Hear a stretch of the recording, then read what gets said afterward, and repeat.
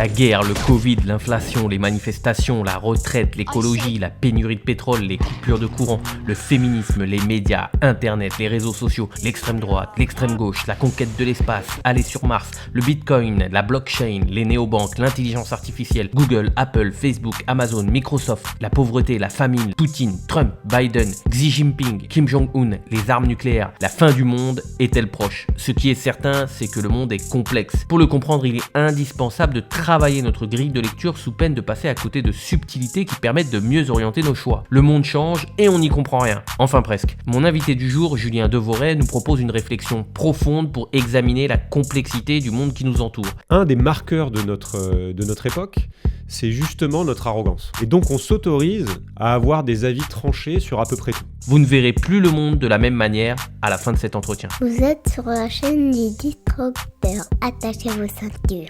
Bienvenue dans cet entretien. Bon, ça va être un entretien virtuel parce que Julien, que j'interviewe aujourd'hui, réside à Lisbonne. Donc forcément, il n'a pas pu venir pour tourner. Nous faisons cet entretien de cette manière. Alors tout d'abord, je voudrais vous présenter Julien. Il est auteur d'un livre qui est excellent, qui s'appelle Le monde change et on n'y comprend rien. Excellent livre que je vous recommande. Je vous mettrai bien évidemment le lien de son livre en description de cette vidéo. Et il est également le réalisateur d'un excellent podcast sur YouTube qui s'appelle Sismic Podcast, qui pousse la réflexion sur notre monde. Et c'est justement ce qu'on va voir durant cet entretien. On va voir l'intérêt d'essayer de saisir la complexité du monde. Donc on va entrer dans le vif du sujet. Julien, pourquoi le monde est complexe et pourquoi est-il indispensable d'essayer de comprendre cette complexité? Merci déjà, merci de me recevoir. Et puis ravi que le livre t'ait plu. Effectivement, il est assez dense. On va pas pouvoir parler de tout, mais c'est une bonne question d'introduction parce que c'est par ça que je suis rentré, d'où le titre « Le monde change et on n'y comprend rien ». Le but, c'est de communiquer sur cette complexité et à la fois sur notre ignorance. Donc c'est une bonne question d'introduction à la thématique qui est la mienne, puisque ça fait 5 ans, 6 ans maintenant qu'avec ce podcast, et puis même en dehors de ça, que je mène une enquête sur la complexité du monde en essayant de savoir quoi en faire. Alors pourquoi le monde est complexe? D'abord, il faut définir ce qu'on entend par complexe. C'est toujours intéressant, moi je fais souvent ça, d'essayer de définir quels sont les termes du sujet. Donc on caractérise une chose complexe en fait parce qu'elle contient plusieurs parties ou plusieurs éléments qui sont combinés d'une manière qui n'est pas immédiatement claire pour l'esprit. C'est un peu différent de compliqué. Compliqué, c'est plus accessible. Complexe, et il y a quelque chose qui nous échappe. Donc derrière ce mot, il y a cette idée d'inatteignable. Il y a cette idée de mise en réseau. Il y a cette idée d'informations cachées, de liens, de dynamiques, de choses, de toutes ces choses en fait qui sont très compliquées à déchiffrer, à décrypter, qui ne sont pas simples. C'est un peu le contraire aussi de la simplicité. Et pour lesquelles en fait, il nous est difficile voire impossible d'anticiper un fonctionnement. Quand on parle d'un système complexe, c'est un système qui a une direction qu'on ne peut pas totalement anticiper. On n'anticipe pas le résultat, on essaie de comprendre comment il fonctionne, mais il y a quelque chose qui va toujours nous échapper. La structure, la finalité, etc. Et pour quelqu'un comme Edgar Morin, qui est un des grands penseurs de la complexité, qui a développé ce qu'on appelle notamment la pensée complexe, la pensée complexe, en fait, c'est quand notre niveau de connaissance ne nous permet pas d'apprivoiser l'ensemble des informations qui sont disponibles. Et donc, quand on dit que le monde est complexe, c'est qu'on part du constat que le fonctionnement de notre monde nous échappe, au moins en partie. Et donc, c'est d'abord commencer par se mettre dans une posture d'humilité. Et c'est une posture qui est indispensable, quelque part, à l'acquisition d'une meilleure connaissance. Tant qu'on ne part pas de ce diagnostic, tant qu'on ne se met pas en retrait par rapport à ça, on est dans une forme d'arrogance. Et donc, si j'ai appelé ce livre donc, « Le monde change et on n'y comprend rien », donc il y a aussi la phrase d'accroche de mon podcast depuis des années, c'est pour poser ce postulat comme point de départ à tout. Donc on admet la complexité et on admet notre incapacité à la percer totalement, on constate notre ignorance. Voilà. Et alors pourquoi c'est quelque chose d'important? Parce que un des marqueurs de notre époque, c'est justement notre arrogance. Et on le constate tous, en fait, on croit qu'on a tout compris dès qu'on a lu un article sur un sujet, dès qu'on a regardé une vidéo sur YouTube, dès qu'on a été un petit peu plus loin que la moyenne.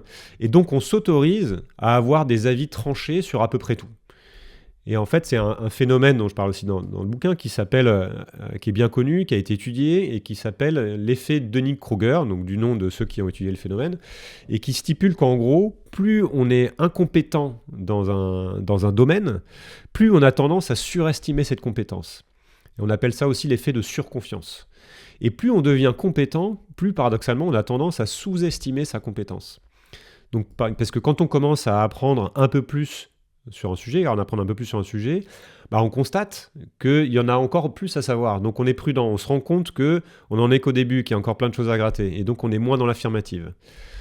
Et cette arrogance qu'on constate partout, le fait qu'il y a plein de gens partout qui affirment dans les médias ou même autour de nous des choses avec un aplomb qui peut paraître insensé, couplé à la tendance à la simplification de tout, parce qu'on ne prend plus le temps d'accepter la complexité, d'accepter la nuance, d'accepter l'ambivalence, fait que malgré la masse d'informations et de savoir qu'on a à notre disponibilité, via Internet, qu'à voir Wikipédia, on continue en fait de rien comprendre au fonctionnement du monde. Donc on se retrouve aujourd'hui dans une situation très, très paradoxale, dans une situation qui est largement accentuée aussi par le fonctionnement des algorithmes des réseaux sociaux et des émissions de télé qui cherchent à faire le buzz avec la petite phrase. On cherche toujours la petite phrase d'accroche justement qui va être instagrammable, etc.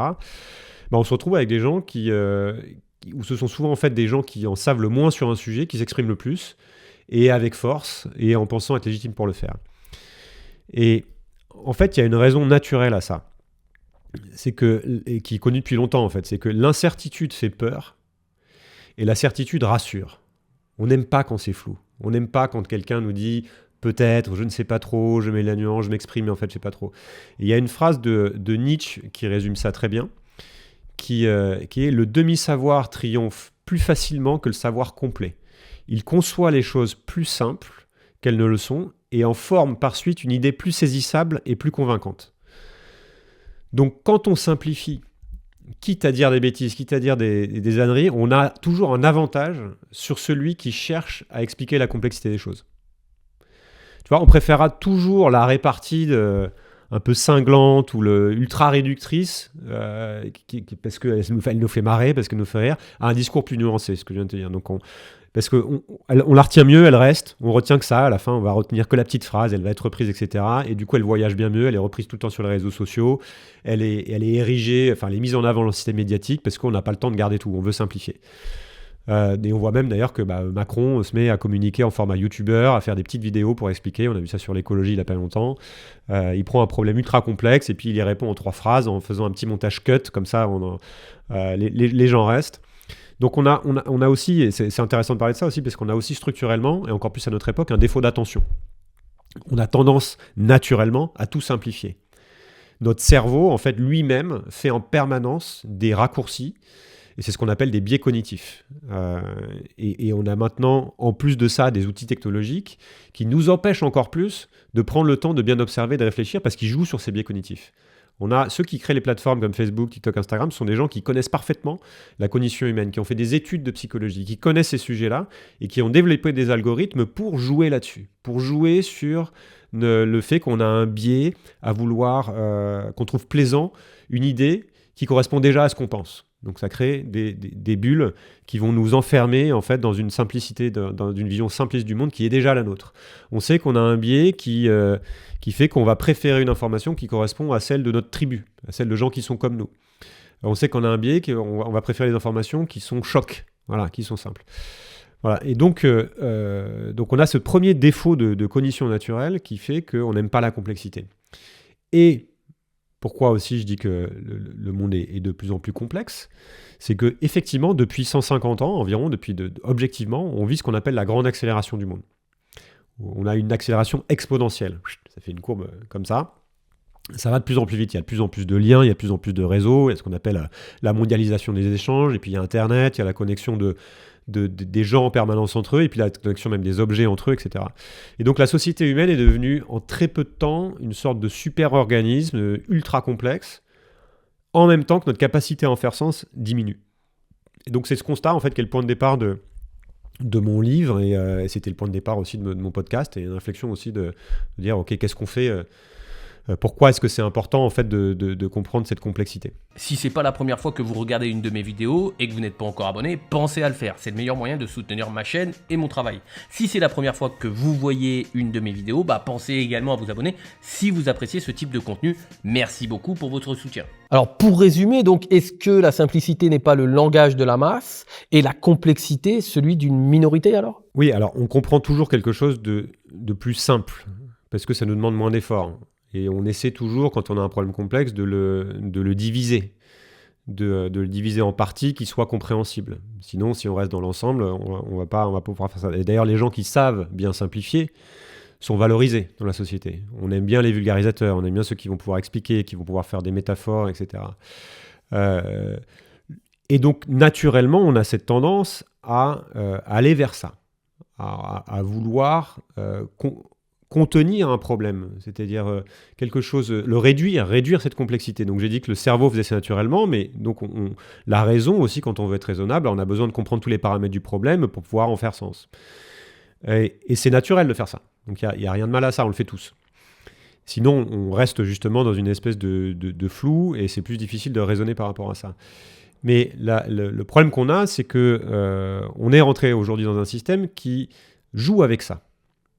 C'est-à-dire plutôt que d'aller contre ce biais naturel qu'on a en disant attention, on sait qu'on a tendance à réduire la complexité, mais là effectivement c'est quelque chose sur lequel il faut prendre le temps de s'attarder parce que les apparences peuvent être trompeuses, parce que si on ne connaît pas bien toutes les données du problème, on va faire de mauvais choix, on va être à côté de la plaque. Donc on va prendre le temps de s'expliquer, on va prendre le temps de s'écouter, on va prendre le temps d'admettre qu'il y a de la complexité pour faire des meilleurs choix. In fine, il s'agit toujours de faire des choix, des choix qui correspondent à une situation donnée. Et donc, c'est pour ça que c'est intéressant de poser un diagnostic. Mais à partir du moment où on commence à jouer avec ça, finalement, pour enfermer les gens dans une forme dans une incapacité, quelque part aussi, à faire des bons choix, ou alors qu'on devient tout simplement trop feignant pour le faire, c'est de la paresse intellectuelle parfois, ou alors parce qu'on se donne plus le temps de le faire, parce que le système nous entraîne, parce qu'il faut aller vite, on se retrouve à simplifier des sujets qui ne devraient pas l'être. C'est-à-dire, il y a plein de sujets pour lesquels ça ne pose pas tellement de problèmes. C'est le principe des biais cognitifs. Le cerveau fonctionne en faisant des raccourcis, en remplaçant des mots par d'autres, en remplaçant des idées par d'autres, parce que c'est pratique et que la plupart du temps, ça ne pose pas de problème. Mais il y a des sujets sur lesquels ça pose problème, parce que ça nous conduit à commettre de graves erreurs. Et donc c'est sur ces sujets-là qu'on devrait s'attarder. Typiquement, le fonctionnement du monde, ou certains des problèmes qu'on a aujourd'hui, on pourra en parler, sont des problèmes complexes, qu'on va forcément maltraiter si on ne prend pas le temps de les regarder correctement. Et c'est pour ça en fait que c'est important de comprendre cette complexité. Je ne sais pas si c'est la masse ou si c'est réservé à une élite, etc. Mais c'est important en fait de la reconnaître et de reconnaître notre difficulté à en faire sens, justement parce qu'on crève de cette simplification de tout actuellement. C'est-à-dire qu'on voit bien que tout, c'est ce que je disais, on voit bien que tous les discours deviennent binaires. C'est toujours noir ou blanc, et plus qu'avant. C'est les gentils, les méchants, pour paraphraser même Darmanin qui, comme toujours, montre l'exemple avec brio. En gros, mais on peut même plus discuter correctement. C'est-à-dire qu'on n'écoute pas l'autre s'il partage pas exactement la même vision que nous, parce que on a l'impression qu'en fait c'est simple et que forcément on a raison, etc. Et donc les adversaires deviennent des ennemis parce que des gens à abattre et on n'arrive plus à faire un consensus sur quoi que ce soit en fait. Et en soi, c'est déjà un des problèmes fondamentaux de nos sociétés. En fait, c'est un problème qu'on retrouve partout, aux États-Unis, au Brésil, au Royaume-Uni, en Inde. Enfin, on l'a vu avec des phénomènes. Et puis chez nous aussi, en fait, c'est commun parce qu'on a les mêmes structures. Donc c'est normal puisque les cerveaux sont les mêmes et puis les structures technologiques et médiatiques fonctionnent à peu près de la même manière. Et c'est d'abord un problème parce que l'acceptation de la complexité, ce que je te disais, est indispensable pour vivre ensemble sans nécessairement être d'accord sur tout. C'est-à-dire, si je me dis c'est simple, mais pourquoi l'autre ne comprend pas, il est bête, ou alors vraiment c'est mon ennemi, etc., je ne vais pas arriver à être d'accord. Alors quand on admet qu'un sujet est complexe, on se dit qu'on n'a peut-être pas forcément raison, en fait. Et on se dit que l'autre, peut-être, a le droit de penser différemment. Peut-être qu'il y a, comme c'est complexe, il y a peut-être quelque chose que je ne vois pas. Tu vois ce que je veux dire ? Et d'autre part, en fait, il se trouve que, donc ce que je disais, collectivement, on est face à des enjeux absolument colossaux, comme le changement climatique, comme plus largement, d'ailleurs, les crises écologiques, et puis comme, le développement de l'intelligence artificielle, l'accélération des technologies NBIC, nanotech, biotech, etc., qui sont des sujets d'une immense complexité. Et qui d'ailleurs, c'est un niveau de complexité qui probablement nous dépasse. En tout cas, individuellement, ça nous dépasse. Et donc, face à ces enjeux, notre réflexe est toujours le même, c'est de simplifier, c'est de découper les systèmes hyper complexes en morceaux, comme on sait bien le faire, et donc de traiter ces choses une par une. Sauf que dans un système complexe, il y a une grande différence entre le fonctionnement des parties prises séparément et le fonctionnement du tout quand c'est ensemble. Et donc, en essayant de réduire la complexité, on arrive à poser des diagnostics qui ne sont pas les bons. Par exemple, on va confondre les symptômes avec les causes profondes. Tu vois, j'aime beaucoup la métaphore qu'utilise Arthur Keller, que j'avais reçu dans le podcast, pour parler du problème climatique. Il compare ça à un cancer généralisé qu'on voudrait soigner avec du Doliprane, en fait, parce qu'on a mal à la tête. Effectivement, si tu regardes le symptôme mal de tête séparément, si tu simplifies, tu as raison de prescrire du Doliprane, puisque généralement, ça marche. Tu vois, c'est empirique. Mais si tu considères le corps dans son ensemble et que tu vois toute la complexité, tu es complètement à côté de la plaque et tu meurs. C'est pareil, en gros, pour la planète. Tu vois, on dépasse les limites, on a un système qui est hyper complexe et on pense qu'il suffit de tout électrifier pour s'en sortir. Voilà, donc on a une situation très, très paradoxale qu'on trouve pas les moyens, que tant qu'on ne trouve pas les moyens de regarder cette complexité en face et de commencer par faire ça, en essayant vraiment de comprendre d'où viennent les nuances, quels sont les liens fondamentaux, les nœuds, etc., forcément on va dans le mur. Et tu vois, dans le livre j'utilise, on pourra en reparler, mais dans le livre j'utilise cette métaphore du jeu, tout le long du livre. À quoi on joue, en fait. On est en train de jouer à un jeu collectif dans lequel chaque joueur doit faire des choix, chaque société doit faire des choix, chaque nation doit faire des choix, mais dont on ne connaît pas les règles en fait. Et donc mon idée, c'est d'essayer de donner des clés de lecture pour mieux comprendre ces règles, les structures, les dynamiques. Et la première clé de lecture, c'est de prendre du recul, de voir la complexité et d'être plus humble par rapport à ça et de réapprendre à écouter. Alors je vais lire un passage de ton livre. « Que la force me soit donnée de supporter ce qui ne peut être changé, le courage de changer ce qui peut l'être, mais aussi la sagesse de distinguer l'un de l'autre », aurait écrit Marc Aurèle, l'empereur philosophe. Donc dans ce monde en mouvement et en perpétuelle évolution, quel rôle pouvons-nous jouer ? Alors Marc Aurèle, c'est donc un empereur romain et c'est aussi, il entre aussi dans la catégorie philosophe stoïcien parce qu'il a écrit. D'ailleurs, je crois le dernier philosophe stoïcien classique, en fait, avant que le christianisme n'arrive dans l'Empire romain et éteigne un peu tout ça. Et alors, ce qui est bien avec la philosophie, c'est qu'elle a des réponses à nous apporter sur comment regarder le monde et comment vivre.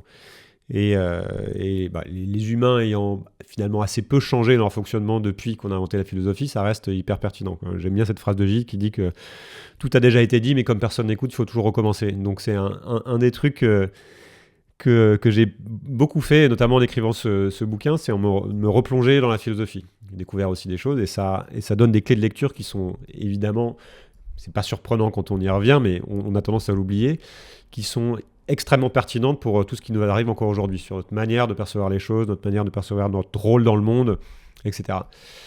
Donc distinguer ce qui dépend de nous de ce qui ne dépend pas de nous. Alors, ça veut dire, pour les stoïciens, en fait, c'est ne pas se laisser impacter émotionnellement par des choses qui ne dépendent pas de nous. C'est ce qu'il dit par la force de supporter ce qui ne dépend pas de moi. Alors, quel rôle on peut jouer quel rôle est-ce que ça joue dans un monde en fait en mutation ? Il y a la question de savoir celui qu'on veut jouer et celui qu'on peut jouer. Déjà, il me semble. On peut distinguer. C'est-à-dire que, et c'est une inflexion que j'ai eue. C'est-à-dire que la première chose à faire, c'est déjà de constater qu'on joue tous un rôle. Et un rôle qu'on se donne, qu'on nous donne, qu'on nous a donné à la naissance, qu'on nous donne dans notre famille, qu'on se donne nous-mêmes de manière plus ou moins consciente. Enfin, on est avec tout un package, donc il y a toute une partie d'inconscient là-dedans, mais on se met dans un rôle. Donc la première chose, c'est de réfléchir pourquoi on fait ce qu'on fait. Qu'est-ce qui nous motive ? Qu'est-ce qu'on recherche ? Donc c'est un peu le truc de connais-toi toi-même, apprendre à travailler, à se connaître et à savoir vraiment ce qu'on veut, ce qui nous fait du bien, et donc distinguer ce qui dépend de nous, de ce qui ne dépend pas de nous, et distinguer ce qui nous affecte, ce qui est extérieur à nous. Ce que les stoïciens disent aussi, c'est s'entraîner à mieux juger. il y avait cette phrase d'Épictète là, que j'avais notée aussi, ce qui trouble les hommes, ce ne sont pas les choses, mais les jugements qu'ils portent sur les choses. Donc c'est comprendre en fait ce qui nous trouble, comprendre ce qui nous affecte, comprendre pourquoi on joue ce à quoi on joue, et quel est notre rôle là-dedans. Okay, donc c'est un peu le message derrière de Marc Aurèle, et pas se laisser affecter par le truc extérieur. Et donc quel rôle on peut jouer derrière, il y a un peu la question en creux de quel rôle pour changer le monde. C'est quelle est ma responsabilité, la notion de et ça amène la question finalement aussi de la liberté individuelle. Quel est le rôle que moi je suis libre de me donner pour changer le monde? Et c'est une question assez importante qui concerne ceux notamment qui se sentent responsables de la marche du monde. Ça concerne assez peu finalement ceux qui s'en tapent complètement et qui se disent ça me regarde pas, je me questionne pas, etc. Mais une fois qu'on s'intéresse à ça et qu'on commence à se dire ok, mais est-ce que j'ai pas un rôle à jouer, est-ce que mon comportement individuel n'a pas des conséquences sur le monde, etc. Et se pose la question justement de la responsabilité. Est-ce que on est responsable de la marche du monde? Est-ce que le monde dépend de mes choix à moi, de mes choix de jeu, de mon comportement, etc. Et en fait, c'est des questions qui en appellent plein d'autres, et notamment une fondamentale, qui donc est celle du libre arbitre. Parce que pour être responsable, je dois être libre de mes choix. Sinon, je ne suis pas responsable. Enfin, si je ne suis pas libre, si on estime que je ne suis pas libre, que j'ai été contraint, je me suis pas responsable. Et en fait, c'est pas une question bien tranchée. C'est pareil, en philo, c'est une question qui est épineuse, qui a été traitée par plein de gens. Et Spinoza, par exemple, a écrit « Nous nous croyons libres, mais nous sommes libres comme une pierre qui tombe ». Et derrière ça, il y a l'idée de déterminisme. C'est-à-dire qu'on ne sait pas vraiment en fait pourquoi on fait les choses. Et surtout, on n'a aucune idée des conséquences de nos actes. Donc on ne sait pas ce qui nous anime, on se connaît mal, on ne sait pas pourquoi on prend ces décisions-là. Donc en plus, depuis, il y a eu la partie inconsciente qui a été découverte, il y a plein de choses qui nous rendent quelque part irresponsables. Et d'autre part, même quand on fait quelque chose en conscience, entre guillemets, on ne maîtrise pas ce qui va se passer. Donc se pose la question de savoir finalement si on est vraiment libre. Tu vois. Donc si on admet ça, en fait, on se détend, enfin moi en tout cas ça m'aide beaucoup, on se détend considérablement sur la question de savoir quel rôle jouer. Puisqu'en fait, on va se dire ça dépend pas vraiment de nous. Tu vois. Donc ça, c'est au titre individuel. Après, tu as un troisième niveau que j'ai un peu exploré, qui est la question de savoir, est-ce que collectivement, est-ce qu'on peut changer le monde? Et tu vois, je finis toujours mes podcasts avec une réplique d'OSS 117 qui est changer le monde, quelle drôle d'idée, il est très bien comme ça le monde. Parce que ça me permet de me rappeler en fait de pas trop se prendre au sérieux quand on va là-dedans. Et là aussi, en fait, c'est une question hyper intéressante parce que pour certains penseurs, notamment Hegel qui a beaucoup travaillé là-dessus, l'histoire en fait avance selon sa propre logique, indépendamment du vouloir des individus qui sont en fait que des jouets de l'histoire. En fait, les hommes sont que des pantins. C'est-à-dire qu'on dit toujours c'est les hommes qui font l'histoire. Ben lui, il dit non, en fait, c'est l'histoire qui fait les hommes, qui se sert des hommes, qui fait naître des grands hommes à un moment donné pour avancer selon sa propre logique. Enfin, on va pas aller là-dedans, mais en fait, pour ma part, j'en suis arrivé à la conclusion que agir en voulant changer le monde, en fait, c'était la meilleure façon pour la plupart des gens, encore une fois, il ne faut pas généraliser, mais de finir en burn-out. Parce que, en fait, c'est paradoxal, parce que cette intention de vouloir peser sur le monde, c'est un moteur hyper puissant, et qu'a posteriori, on peut juger comme éminemment positif. C'est-à-dire qu'on va toujours constater que le mouvement de l'histoire, quand on le regarde une fois qu'elle s'est déroulée, se passe parce qu'il y a des hommes et des femmes qui, à un moment donné, décident de bouger dans une certaine direction, font des choix, de dire « Ok, moi je décide que je n'accepte plus ça, donc je vais faire la révolution, je n'accepte plus ça, donc Rosa Parks, je ne m'assois pas dans le bus et je crée une espèce d'onde comme ça qui me dépasse totalement et qui fait bouger l'histoire, en l'occurrence les droits civiques aux États-Unis. » Voilà. Et il y a cette phrase qui tourne beaucoup dans les milieux un peu activistes, transition, qui est une phrase de Margaret Mead, qui dit que ne doutez jamais qu'un petit groupe de personnes peut changer le monde. En fait, c'est toujours ça qui s'est passé. C'est toujours ainsi que le monde a changé. Et ça m'a fait pas mal réfléchir, parce que quand on l'écoute comme ça, on se dit, bah oui, c'est évident. Bon, c'est ce qu'on constate tout le temps. Et puis on a plein de héros comme ça, qu'on se dit, on a des De Gaulle, on a des Gandhi, des Luther King, des Mandela. Enfin, si ces gens-là n'avaient pas été là, l'histoire serait différente. En fait, je trouve que c'est une phrase qui est un peu trompeuse, puisqu'elle laisse penser, même si elle est vraie, entre guillemets, a priori, mais quand on se la dit, c'est pour s'encourager. C'est pour s'encourager à agir. Vous dites, bah oui, regarde, c'est toujours des individus qui changent le monde, donc vas-y, change le monde. Mais en fait, elle laisse penser que si je me bouge, alors moi aussi, je vais pouvoir changer le monde. Mais sauf qu'en fait, ça dépend pas de moi. Ça peut. Peut-être qu'en faisant un acte, en posant un acte, je peux changer le monde dans une direction qui me convient, mais ça peut aussi ne rien faire, ou alors ça peut aussi créer un truc qui est complètement autre chose. Tu vois, donc quel rôle on peut jouer ? Sur la conclusion, c'est surtout celui qu'on veut bien se donner, quoi. C'est selon sa propre éthique, plutôt que de vouloir agir en disant je vais obtenir ce résultat-là, voilà pourquoi je le fais, même si ça peut être un moteur, ça dépend des personnalités aussi, il y a des gens qui ont besoin de ça. Et moi, en tout cas pour moi, c'est de dire c'est pas mon moteur, c'est-à-dire j'agis en me disant c'est qui je veux être, c'est ce que je veux vivre, c'est ce que je veux faire avec le peu de libre arbitre entre guillemets que je crois avoir. Et voilà comment j'ai envie de vivre ma vie dans ce monde tel que j'en pose le diagnostic. Ah bah merde, alors je m'attendais à une réponse simple qui allait m'aider dans le rôle que je pouvais avoir, mais il s'avère que ta réponse est bien plus complexe. Non, mais c'est une bonne remarque, parce que tu remarqueras que la plupart des gens attendent qu'on leur file la réponse. Et c'est assez marrant, parce que dans la plupart des livres que tu lis, ça finit toujours par... quoi faire de ça, et je vais vous expliquer en fait, et ça va aller. On se sent toujours obligé de finir sur une note positive, même quand on parle de trucs un peu sombres. Et on dit, mais regardez ce que vous pouvez faire. Et on aime bien s'en remettre aux autres, en fait. On aime bien prendre des coachs, on aime bien prendre des gens qui vont nous dire vas-y, en fait, tu vas faire voilà la séquence que tu vas faire, et puis ça va se passer comme ça, et je te prends par la main. On aime bien s'en remettre à des gens qui nous dirigent et qui font des choix pour nous, parce que c'est bien pratique, même si on râle souvent, parce qu'au final on n'est pas toujours d'accord avec ses choix, mais finalement on est assez peu souvent enclin à le faire soi-même.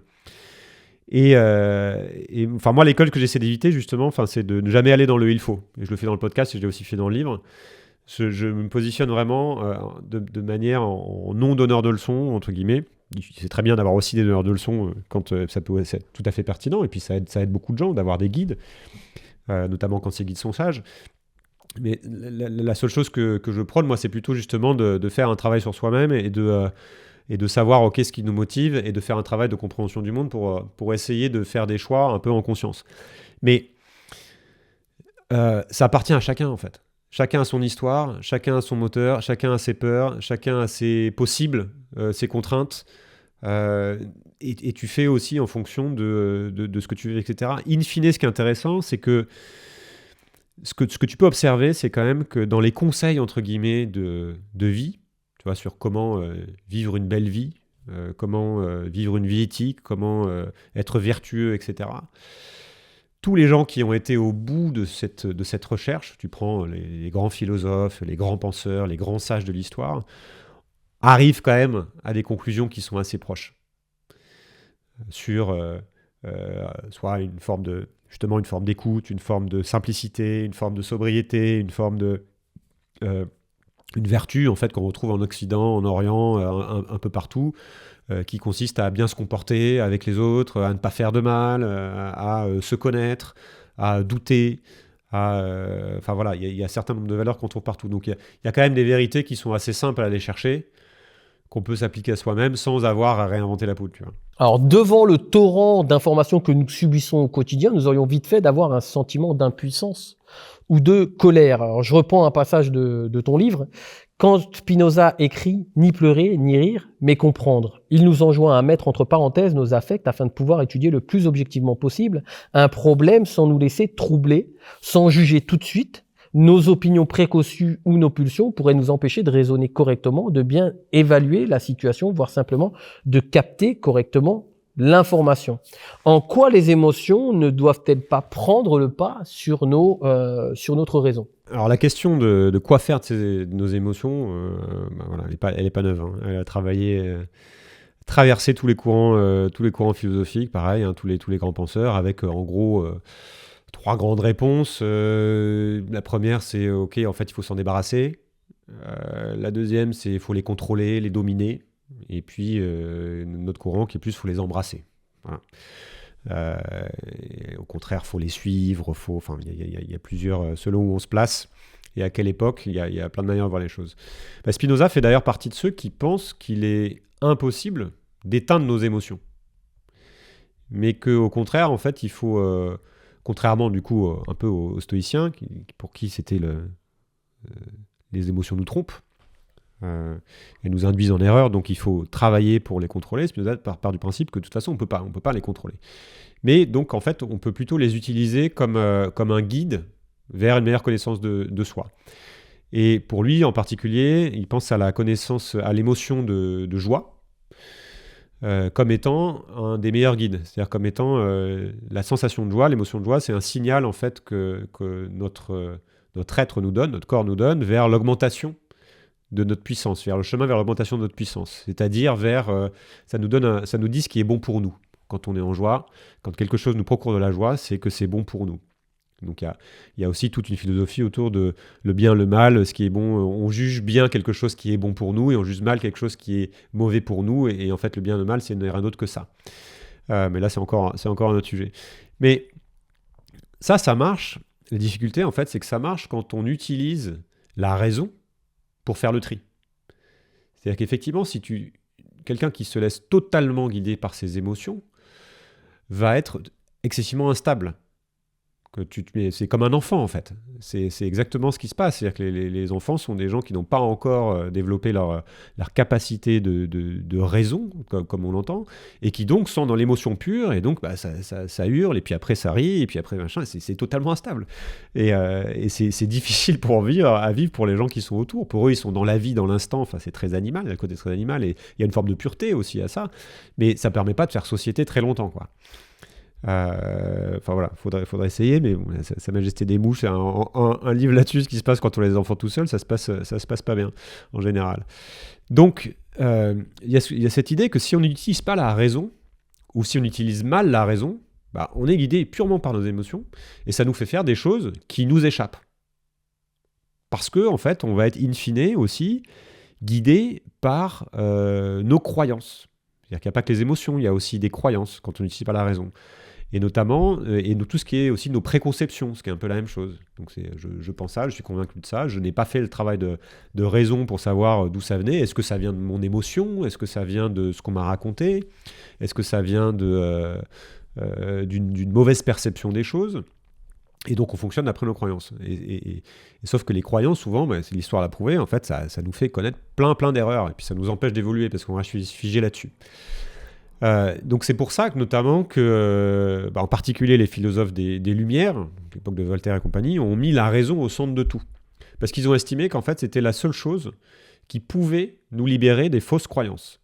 Parce qu'ils ont estimé d'abord que ces fausses croyances étaient négatives, que ça nous induisait dans l'erreur et que ça nous empêchait de progresser, il y a aussi l'idée de progrès, mais aussi parce que c'est la seule chose qui est universelle. Parce qu'en fait, les croyances ne sont pas partagées par tous, et on le voit bien. Enfin, on n'a pas les mêmes idées, on n'a pas les mêmes cultures, etc. À commencer par la religion, etc. Mais la raison, a priori, tout le monde est doté de raison. Et il se trouve que par chance, la raison fonctionne à peu près partout pareil. On est tous capables de logique. Alors le bon sens, on le voit, il ne fonctionne pas, et ça s'apprend aussi. On le constate quand on voyage, on est étonné parfois par des comportements des autres qui n'ont pas le même bon sens que nous. Mais par exemple, on est tous d'accord pour s'entendre sur le fait que 2 plus 2, ça fait 4. Voilà, on constate, on compte, c'est difficile, où que ce soit, d'aller contre ça. C'est indéniable. Et ça ne dépend pas de la manière dont on pose la question, ça ne dépend pas de nos opinions. Donc pour eux, enfin, c'est un passage obligé sur comment mieux voir et comment mieux comprendre le monde. Après, la raison n'est pas tout.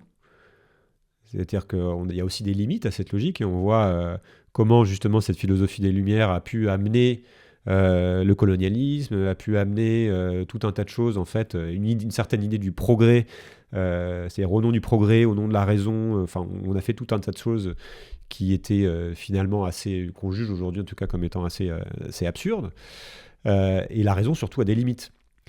Parce que ça ne peut pas englober tout. Donc notamment, je parlais de la complexité, c'est-à-dire que ce qui définit la complexité, c'est que même avec la raison, même avec des outils, on n'arrivera pas à appréhender la complexité du monde.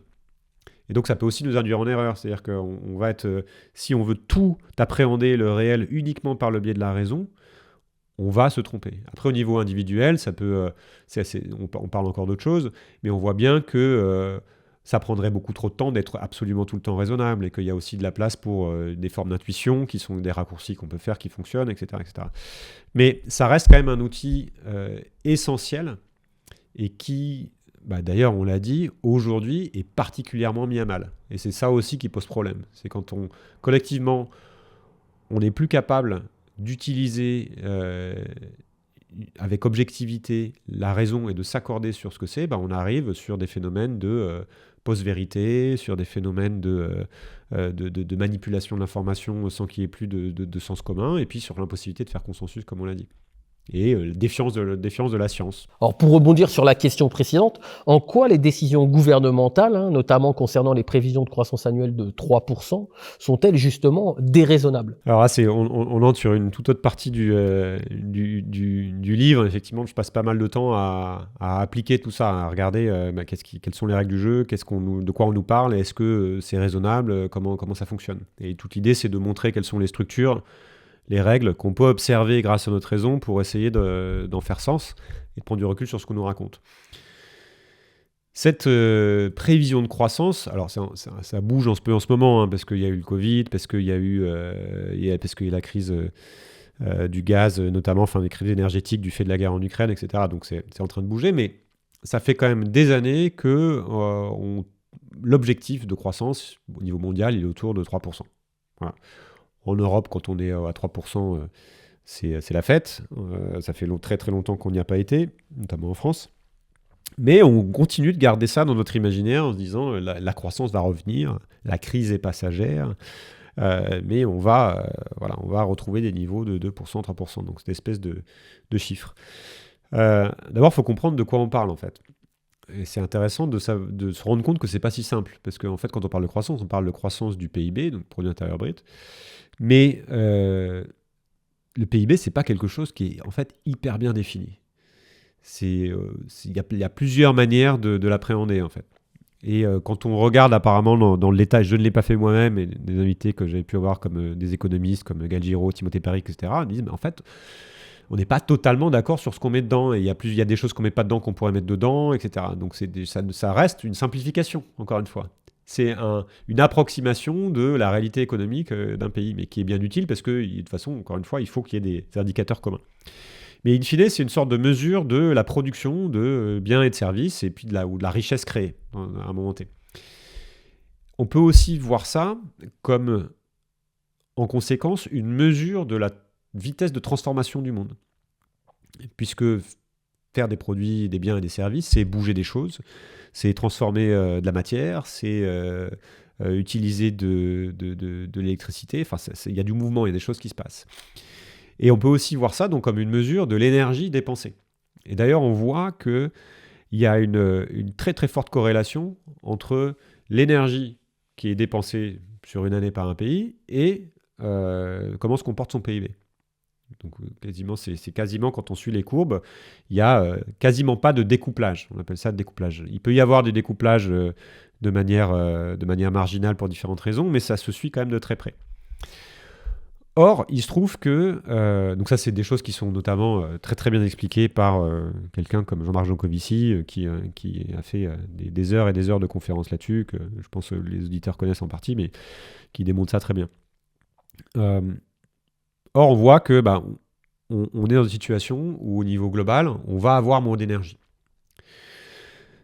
Pour différentes raisons. D'abord parce que on est en train de passer ce qu'on appelle le pic pétrole, le pic tout pétrole.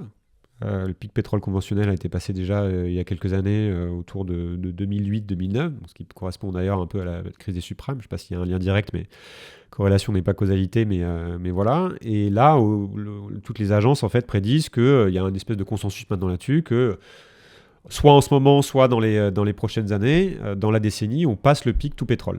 Donc, on va consommer plus de pétrole que ce qu'on en trouve, et donc on va vers une descente du pétrole disponible. Les courbes commencent à descendre.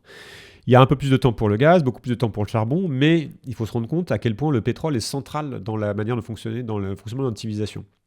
On est la civilisation des hydrocarbures, des énergies fossiles, mais surtout du pétrole. Parce que le pétrole est particulier par rapport au charbon et au gaz, parce qu'il il est liquide à température ambiante, parce qu'il est très facile à transporter, très facile à stocker, parce qu'il est très dense en énergie. Et donc aujourd'hui, il constitue l'utilisé c'est l'énergie qui est utilisée à 98%, je ne sais pas combien, par les transports par exemple. Or, on est dans un monde qui a besoin de transport, etc. Donc c'est difficile à remplacer. Donc à partir du moment où on rentre dans une logique, et si on n'a plus de pétrole, pardon, je précise, c'est-à-dire que aller chercher les autres énergies dépend aussi en grande partie du pétrole. C'est-à-dire pour aller miner du charbon, pour aller chercher du gaz, il faut des transports, il faut du pétrole. Donc tout ça se tient. Donc on est dans une problématique de descente énergétique, moins d'accès à l'énergie à court moyen terme. Le plan, c'est de sortir de ça, d'arriver à remplacer les énergies fossiles. Donc pour deux raisons. D'abord parce qu'il va y en avoir moins et qu'on ne veut pas avoir à construire une civilisation avec moins d'énergie. Et d'autre part parce qu'il y a cet objectif des accords de Paris sur le climat. On se dit de toute façon, il faut qu'on émette beaucoup moins de CO2 et donc on brûle moins de choses. Donc on sort des fossiles. Donc c'est les deux en même temps. Il y a deux très bonnes raisons de le faire. Et il se trouve que on a un sujet là-dessus, puisqu'on ne va pas arriver à remplacer tout ce pétrole et toute cette énergie par le biais des énergies renouvelables ou du nucléaire. Parce que soit il y a un doute sur la quantité de matière disponible pour tout électrifier, en termes d'infrastructure, en termes de production d'énergie, etc. Et puis, et surtout, ça prend énormément de temps. C'est-à-dire que c'est des infrastructures qui prennent énormément de temps à mettre en place. Donc même dans l'hypothèse où on y arriverait à terme, ou je ne sais pas, où on aurait la fusion nucléaire à la fin du siècle, de toute façon, dans les prochaines années, on va avoir une transition qui va être compliquée. Et en particulier en Europe, où on voit que, déjà c'est ce qui se passe avec le gaz, où on a été pris de court, où il y a une mauvaise planification, où on était dépendant d'un acteur duquel il ne fallait pas être dépendant, et on se retrouve à court d'énergie, qu'on ne peut pas remplacer rapidement, y compris en France, où on a un sujet avec le nucléaire qui est moins disponible que ce qu'on aurait pu penser. Par ailleurs, il y a aussi, sur ces 3%, donc on a une contrainte énergétique qui va nous tomber dessus, donc qui fait que, pour beaucoup, en fait, c'est complètement irréaliste de prévoir ces 3% de croissance. Et puis par ailleurs, on a aussi d'autres réalités, qui est que, par exemple, le moteur économique mondial, qui est la Chine depuis 15-20 ans, a sacrément ralenti. Ce moteur était aussi beaucoup de transformation de matière, beaucoup d'immobilier, etc. Et l'autre moteur, c'est la dette. C'est-à-dire qu'on imprime énormément d'argent, en particulier depuis 2008. On a remis à flot le système en créant de la monnaie. Et on en crée toujours plus, via des phénomènes notamment qu'on appelle le quantitative easing. C'est les banques centrales qui font imprimer de la monnaie. Et pareil, on se demande combien de temps ça va durer.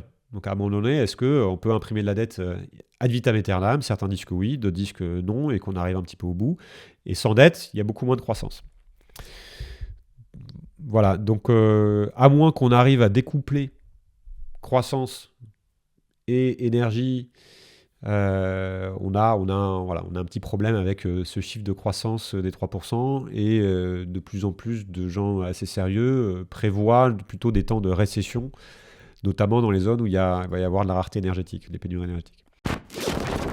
Sur la chaîne YouTube, je travaille avec 2 partenaires. Ces partenaires m'aident à réaliser mes vidéos. Mais ce n'est pas n'importe quel partenaire. Ce sont des entreprises dans lesquelles j'ai investi. Bah oui, quand je vous parle sans arrêt de cohérence, alors moi-même, je me dois d'être cohérent dans les partenaires que j'ai choisis pour la chaîne YouTube. Le premier partenaire est le groupe Summit. C'est un groupe qui est spécialisé dans les investissements sur les crypto-monnaies. Pour faire clair et pour faire bref, ça fait plus de 2 ans que j'ai investi dans ce service et j'en suis très content puisque j'arrive à un rendement moyen de 4,4% par mois pour cette période, avec un pic de rendement à 11,64%. Plutôt pas mal, voire même très intéressant. Pour en savoir plus sur le groupe Summit, vous avez un lien dans la description de cette vidéo pour aller sur le site, ainsi qu'une interview sur la chaîne qui parle en détail de cet investissement et des crypto-monnaies en général. Alors parlons de qualité, ou plutôt de médiocrité. La médiocrité est décomplexée. La sagesse, l'esprit critique et la mesure sont bien souvent raillés, parodiés ou simplement singés. 2 choses sont infinies, l'univers et la bêtise humaine, mais en ce qui concerne l'univers, je n'en ai pas encore acquis la certitude absolue. Albert Einstein. En quoi pouvons-nous dire que la médiocrité est mise devant l'esprit critique et la mesure aujourd'hui? Je pense qu'il suffit de regarder les audiences télé, tu vois, ou les youtubeurs stars, pour regarder où on en est, en fait, et ce qui attire les gens, ce qui attire l'audience. Je pense que tout le monde un peu honnête avec ça va faire le constat que c'est pas tiré, il y a pas beaucoup de contenu qui nous tire vers le haut. Alors en vrai, il y a énormément de choses incroyables. Par des youtubeurs, il y a énormément de chaînes YouTube, énormément de podcasts aussi de très grande qualité, énormément d'émissions de radio aussi de très grande qualité. Donc il y a quand même beaucoup de gens qui font le travail, il y a aussi beaucoup de gens qui font l'effort de s'informer. Mais il y a quand même plusieurs tendances lourdes qui, moi, me font dire que voilà, on cherche pas, en tout cas dans ce que je perçois, en tout cas dans notre pays, à spécialement faire l'effort d'élever la population. Par ailleurs, on a des phénomènes politiques qu'on constate, dont on en parlait un petit peu tout à l'heure, mais de la difficulté à faire sens du monde et les algorithmes qui divisent de par leur fonctionnement, parce que c'est l'économie de l'attention qui capte notre attention, etc., créer des phénomènes de caisse de résonance qui n'invitent pas en fait à la pensée critique, en tout cas qui empêchent de savoir à qui faire confiance. La question de la confiance est extrêmement difficile. Il ne faut pas blâmer les gens, c'est-à-dire que c'est pas la faute des gens, parce qu'il ne suffit pas aujourd'hui de faire l'effort de se renseigner pour tomber sur des bons contenus. On est très vite pris en fait dans les pièges de contenu fait par des manipulateurs, par des charlatans. C'est très difficile de faire le tri d'ailleurs. Donc on ne sait plus tellement à qui faire confiance. Mais il y a quand même un système, enfin on l'a vu, le fait que Trump ait été président des États-Unis, qu'il puisse se représenter, c'est quand même hallucinant. Alors que quand on entend justement le niveau de médiocrité de la personne, de ses valeurs, de ce qu'il représente, je ne parle même pas de ses choix politiques, parce que tout n'est pas forcément critiquable, tout n'est pas acheté sur certaines choses, mais quand même, le mensonge éhonté, le déni de réalité par rapport à des images, de dire quelque chose et 2 minutes après de dire « mais non, je ne l'ai pas dit ». C'est ce qu'on constate partout, dans des styles différents. On peut dire ça. Je ne sais pas si c'est le lot du politique. Je pense qu'effectivement, la politique a toujours été un art quelque part un petit peu de... C'est l'art de convaincre, parce qu'il faut se faire élire, et entre l'art de convaincre et l'art de manipuler, il y a une ligne assez fine. Et puis il y a aussi, c'est l'art aussi de ne pas tout dire, il y a aussi de ce qu'on... Donc il y a plein de choses, évidemment, il y a toujours eu de la manipulation, il y a toujours eu des choses cachées, il y a toujours eu de la corruption, mais on est rentré dans un nouveau phénomène, c'est-à-dire qu'il ne s'agit plus simplement aussi de mentir et de manipuler ou de convaincre dans le meilleur des cas, mais il y a une tolérance pour l'indécence, une tolérance pour justement le fait que l'on puisse mentir ouvertement, ou refuser de reconnaître ses torts ouvertement.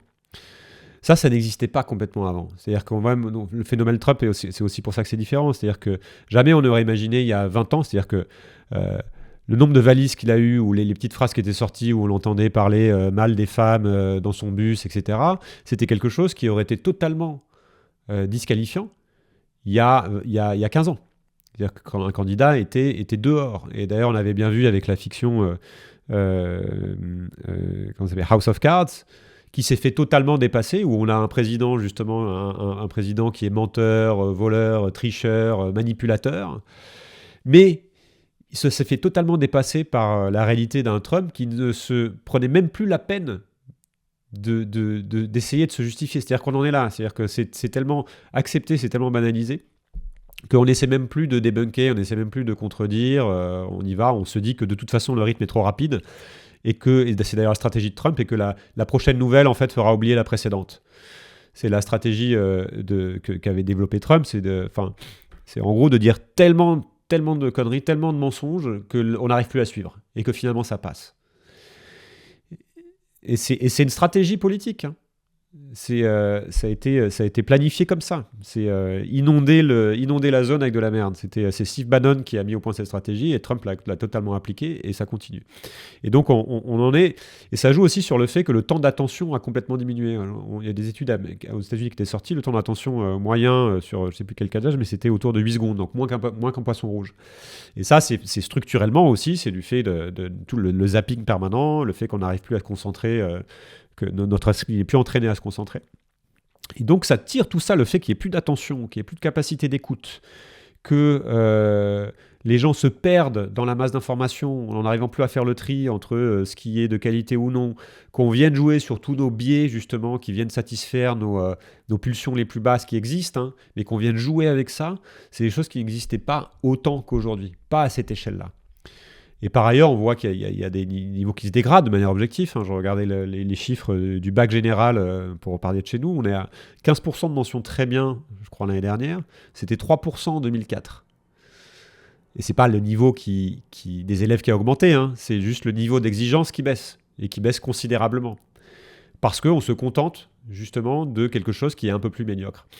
Et pourtant, il y a aussi du positif, c'est-à-dire que j'entends des gens qui vont dire « Oui, mais le niveau d'instruction générale a augmenté, il y a beaucoup plus de gens qui ont le bac en 1960, il y a des enfants qui n'étaient pas scolarisés, maintenant ils le sont, partout dans le monde, ça n'a rien à voir. » Et effectivement, par exemple, si on prend des pays comme la Chine, la Corée du Sud, etc., eux ont eu une explosion du niveau général de connaissances, du niveau général d'instruction, etc. Donc c'est pas partout pareil, il faut nuancer évidemment. Mais quand même, depuis une dizaine d'années, en particulier, on assiste à un basculement vers une remise en question de l'esprit critique,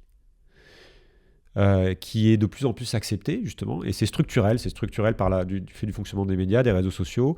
On est à cette ère de l'espèce de post-vérité, on ne sait plus à qui faire confiance, et c'est intéressant parce que c'est quelque chose qui avait été prévu, anticipé notamment par Nietzsche, qui parlait de la perte du goût du vrai.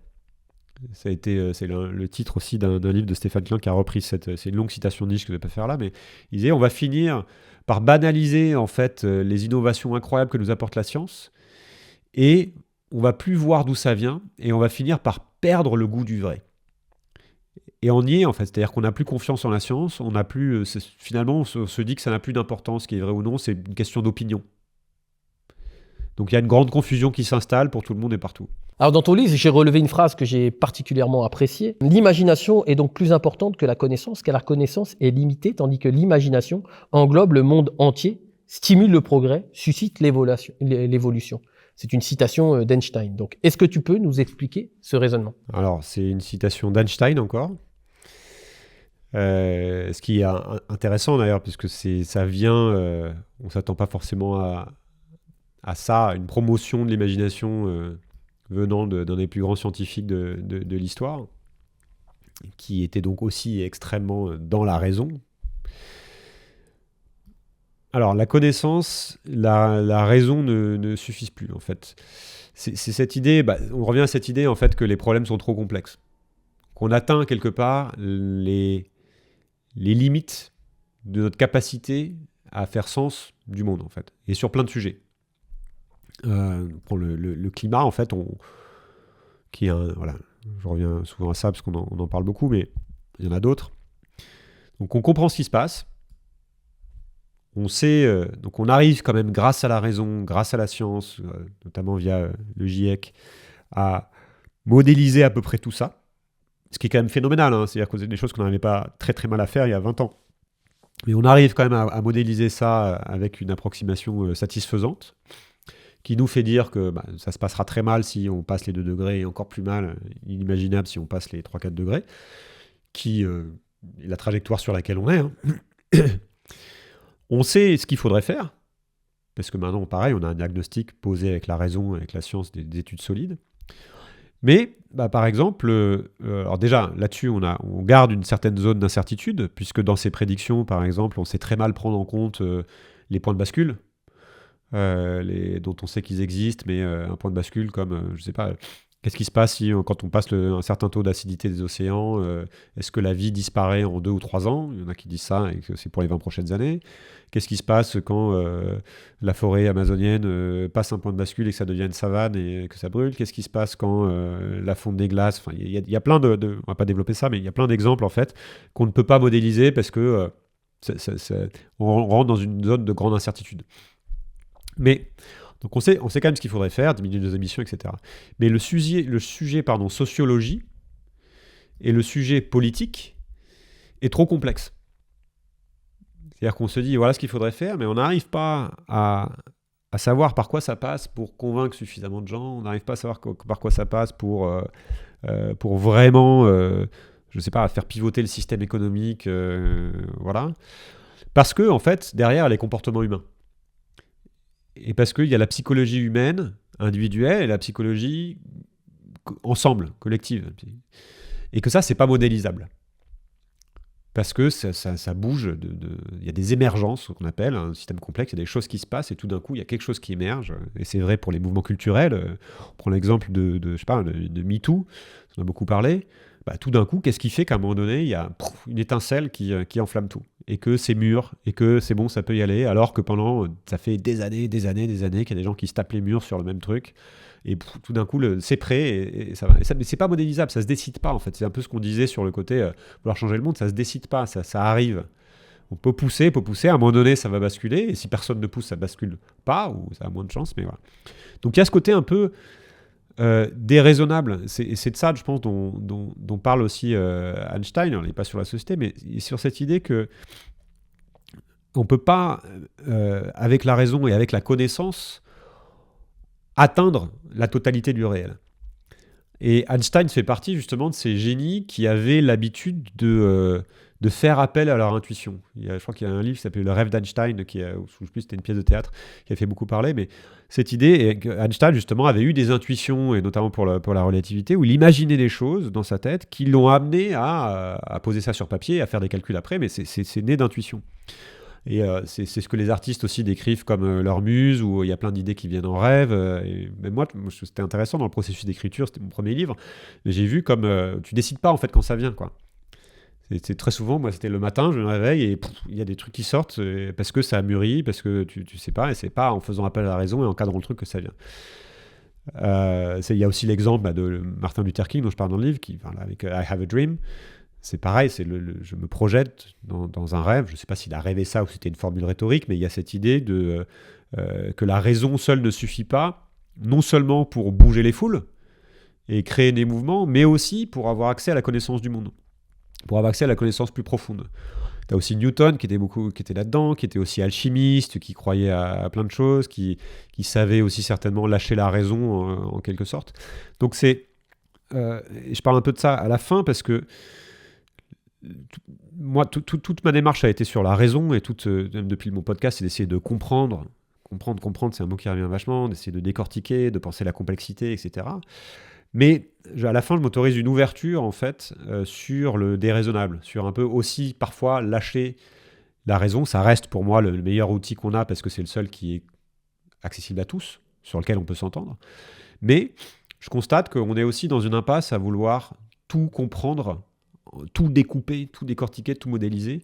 Et donc, je me pose la question je me demande quel peut être le rôle de l'imagination là-dedans, à la fois pour ouvrir des nouvelles clés par rapport à notre rapport au monde, et puis pour ouvrir des perspectives de transformation sociétale. Donc, est-ce que tu aurais un livre à recommander qui t'a aidé directement ou indirectement dans ton parcours, et pourquoi tu nous recommandes celui-ci précisément? Alors, je sais que tu m'avais parlé de Oui, mais je me souviens plus de quel tome il s'agissait. Qui sait, tu vois, c'est peut-être fondamental finalement. Hein. Tu vois, le premier livre que tu lis, peut-être que ça a un impact fondamental sur le reste sur la suite du jeu. Hein. Celui que je cite, c'est une question que je pose aussi tout le temps à mes invités, mais qui est effectivement difficile. Celui que je cite, mais que j'ai pas lu depuis longtemps, mais qui m'avait marqué, c'était Les Mémoires d'Adrien, de Marguerite Yourcenar. Et si je me souviens bien, en fait, il m'avait marqué parce que, alors déjà, j'avais trouvé ça extrêmement fort comme travail d'écriture. Enfin, je trouvais ça bluffant, en fait, comme projet d'imaginer quelles pouvaient être les mémoires de l'empereur romain Adrien. Et c'est un livre qui m'a marqué parce qu'il parle il y a beaucoup de choses que j'aime bien. Hein. Il y a ce côté philosophie de la vie, comment aborder qu'est-ce qu'une vie bien faite, le rapport à la responsabilité, le rapport au pouvoir. Et c'est cette histoire de cet empereur en fin de vie qui a été un des plus grands empereurs romains et qui repense à son existence et qui repense à sa place dans le monde. Et il y a plein de clés de lecture pour réfléchir à ce qui nous arrive en ce moment et à quel rôle on veut jouer là-dedans. Et un autre livre qui avait été un déclencheur pour moi, Sur la pensée complexe, c'est pas forcément un grand livre, mais je sais qu'il m'avait marqué. C'est un livre d'Otto Scharmer, un professeur du MIT, qui a écrit un livre qui s'appelle Theory U, mais qui a aussi écrit un autre qui s'appelle Leading from the Emerging Future. Je crois qu'il n'est pas en français, mais qui pose justement une manière de modéliser les problèmes actuels, et qui est hyper intéressante. Donc, c'est une des meilleures grilles de lecture que j'ai pu trouver, qui parvient à aller jusqu'aux causes profondes des enjeux actuels. Il parle des différents niveaux de division du monde, je le cite aussi dans mon livre, mais il parle des niveaux de division du monde, entre la division entre nous et nous-mêmes, la division entre nous et la société, et la division entre nous et le monde, entre guillemets. On parle aussi c'est Abdenour Bidar qui m'avait parlé de ça, le lien à nous-mêmes, le lien aux autres et le lien avec le monde. Ça rejoint un peu ça. Et c'est un livre que je trouve intéressant aussi parce que ça propose une méthode pour être capable individuellement d'aborder tout ça.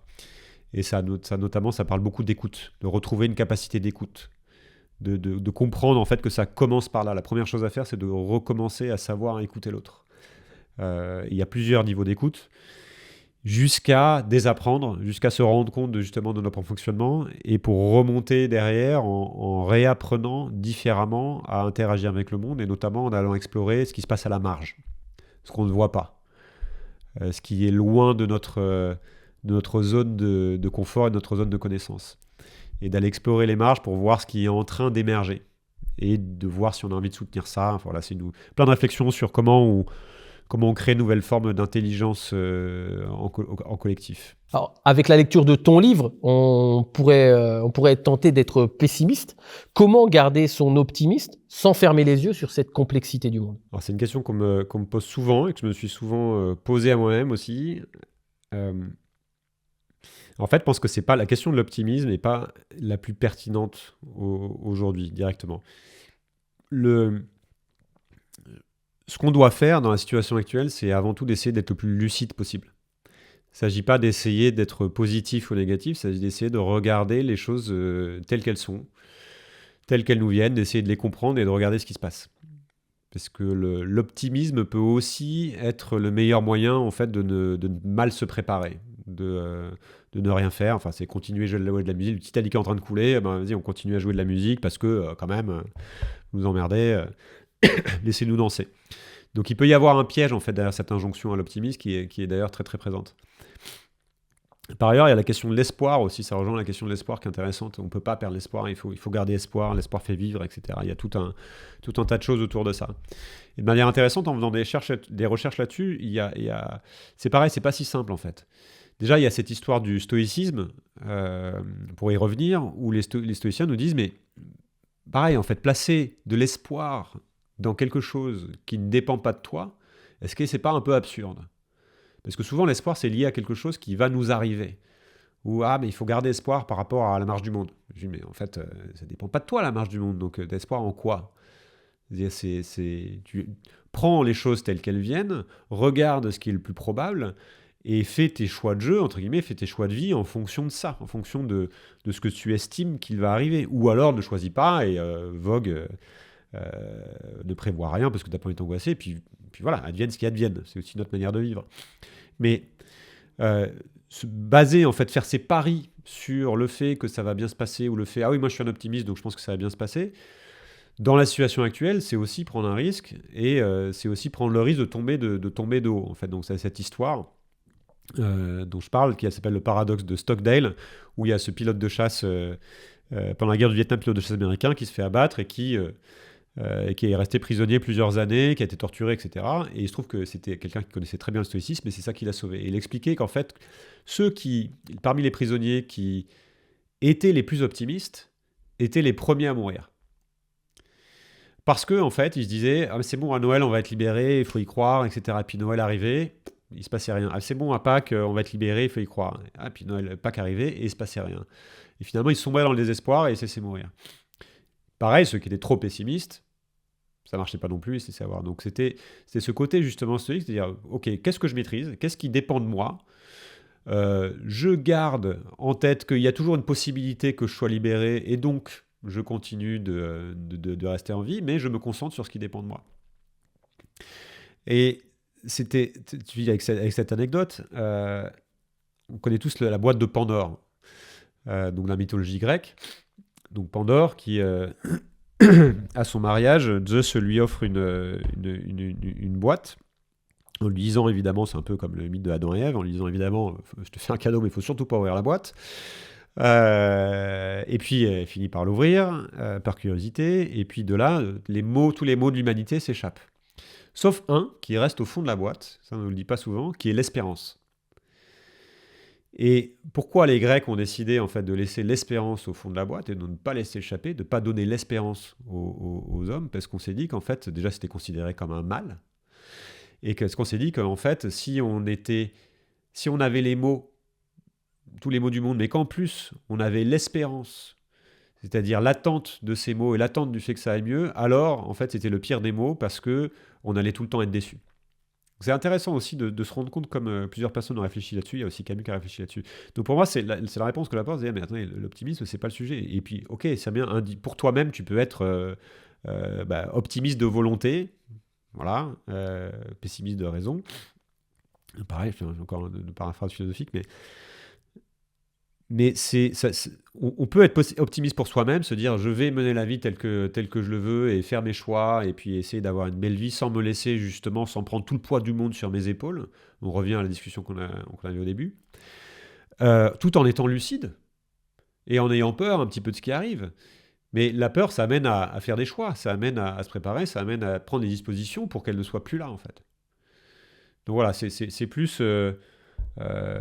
c'est cet appel à la lucidité en fait que moi je fais et que je préfère en tout cas à l'appel à l'optimisme, je pense plus raisonnable parce qu'il nous met en situation en fait d'être beaucoup plus maître de notre destin. Merci beaucoup Julien pour la qualité de tes réponses, merci d'avoir pris du temps pour répondre à mes questions et de participer à cet entretien.